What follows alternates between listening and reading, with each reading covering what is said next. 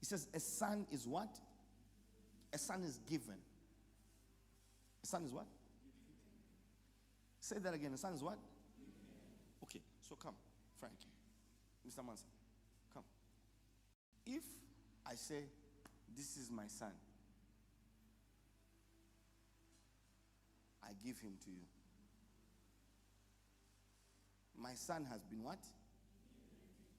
For God so loved the world.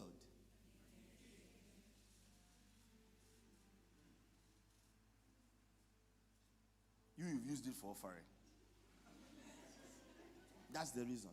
If you love, you will give. Just like God. If you love, you will let go of something. I want you to see that in this transaction, the son has no say. The son is the commodity. Father, I've noticed. I see the fire. I see the wood. But where?